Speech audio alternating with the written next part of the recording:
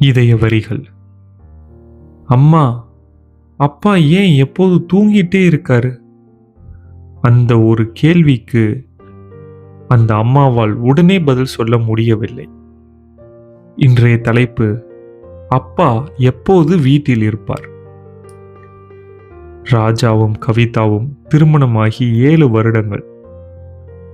அவர்களுக்கு 6 வயதில் ஒரு மகன். அவனுடைய பெயர் அர்ஜுன். அர்ஜுனுக்கு அவன் அப்பா என்றால் மிகவும் பிடிக்கும். ஆனால் அவனுடைய அப்பா பெரும்பாலும் வீட்டில் இருப்பதில்லை. ராஜா ஒரு தனியார் நிறுவனத்தில் நைட் ஷிஃப்ட் வேலை பார்த்து கொண்டிருந்தான். மாலை 6 மணிக்கு வேலைக்கு போவான். காலை 5 மணிக்கு வீட்டுக்கு வருவான். வந்ததும் தூங்கி விடுவான். மாலை எழுந்ததும் மீண்டும் வேலைக்கு செல்வான். ஒரு நாள் காலை 6 மணி ராஜா வீட்டுக்கு வந்தான். அர்ஜுன் அப்போது பள்ளிக்கு செல்ல தயாரிக் கொண்டிருந்தான். அப்பாவை பார்த்ததும் அவன் ஓடி வந்தான். அப்பா! ராஜா சிரித்தான். என்னடா, இன்னைக்கு ஸ்கூலுக்கு நீங்க கொண்டு போயிறீங்களா? ராஜா அவன் தலையை தடவினான். இல்லடா, அப்பாவுக்கு தூக்கம் வருது. அர்ஜுனின் முகம் உடனே சுருங்கியது.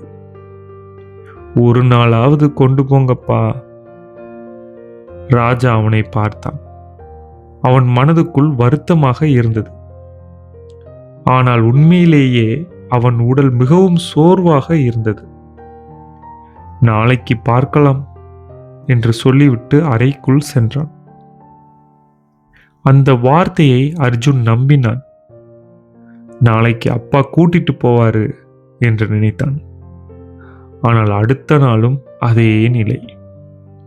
அடுத்த வாரமும் கூட அதே நிலை. ஒரு நாள் பள்ளியில் ஃபாதர்ஸ் டே நிகழ்ச்சி. அனைத்து குழந்தைகளும் தங்கள் அப்பாவுடன் பள்ளிக்கு வர வேண்டும்.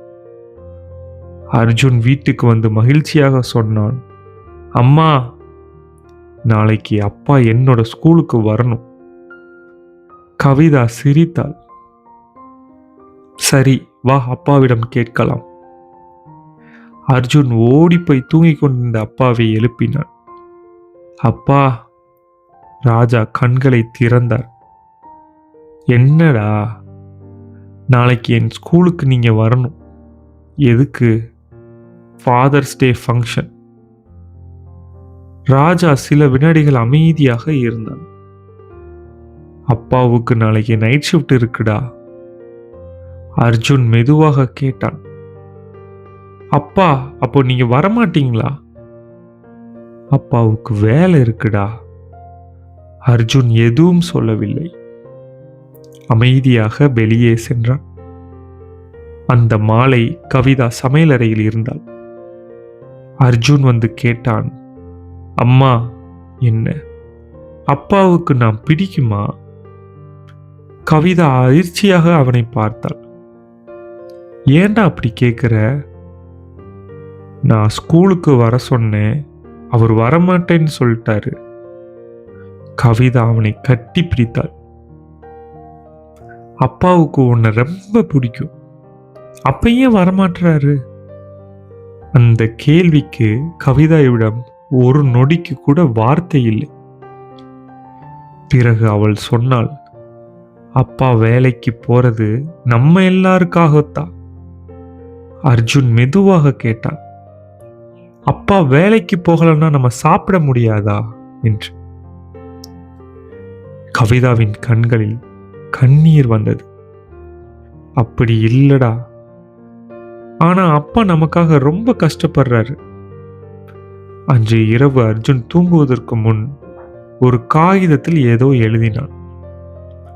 அதை மடித்து தலையணுக்கு கீழே வைத்தான். அடுத்த நாள் காலை ராஜா வேலை முடிந்து வீட்டுக்கு வந்தான். அர்ஜுன் பள்ளிக்கு சென்று விட்டான்.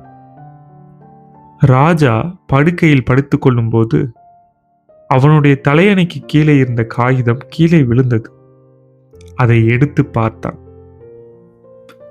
அதில் குழந்தையின் கையெழுத்தில் அப்பா, நீங்க எனக்காக வேலைக்கு போறீங்கன்னு அம்மா சொன்னாங்க.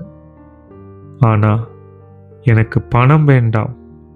ஒரு நாள் மட்டும் என்னோட ஸ்கூலுக்கு வாங்க, அப்புறம் நீங்க தூங்கிக்கலாம். ராஜா அந்த காகிதத்தை பார்த்து கொண்டே இருந்தான். அவனுடைய கண்களில் கண்ணீர். அவன் மனைவியையும் அழைத்தான். கவிதா, அவள் ஓடி வந்தாள். என்னங்க? அர்ஜுன் எங்க? அவன் ஸ்கூலுக்கு போயிட்டான். நான் இன்னைக்கு அவனை ஸ்கூல்ல இருந்து கூட்டிட்டு வர்றேன். கவிதா ஆச்சரியமாக பார்த்தாள். நீங்க தூங்கலையே? ராஜா சிரித்தான். இன்னைக்கு தூக்கம் வேண்டாம். மாலை ஆயிற்று. பள்ளி முடியும் நேரம். அர்ஜுன் வழக்கம் போல வாசலில் நின்று அம்மாவை தேடிக் கொண்டிருந்தான். அப்போது அர்ஜுன், அவன் திரும்பி பார்த்தான். அங்கே அவன் அப்பா நின்று கொண்டிருந்தார். அர்ஜுனின் முகம் மலர்ந்தது. அப்பா! அவன் ஓடி வந்து அப்பாவை கட்டி பிடித்தான். நீங்க வந்துட்டீங்களா? ராஜா அவனை தூக்கி கொண்டான். நான் வராம எப்படி? நீங்க தூங்கலையா? இல்ல.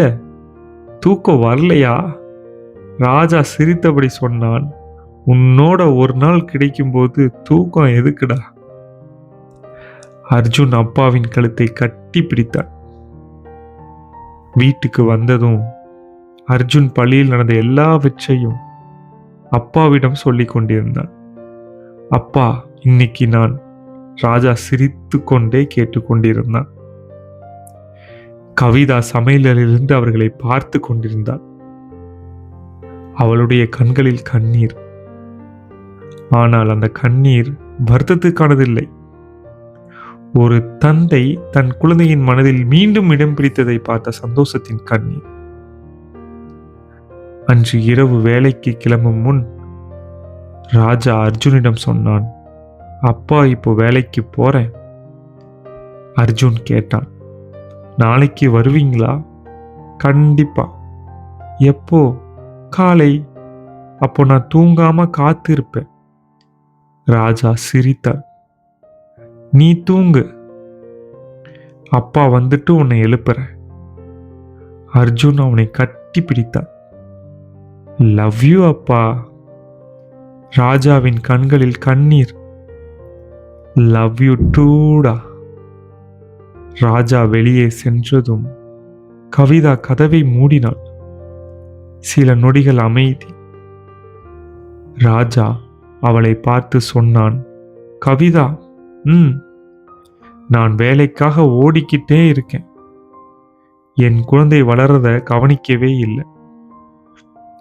கவிதா மெதுவாக சிரித்தாள். இன்னும் நேரம் இருக்கு.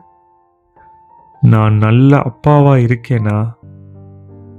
கவிதா அவன் கையை பிடித்தாள். நீங்க நல்ல அப்பாதான்.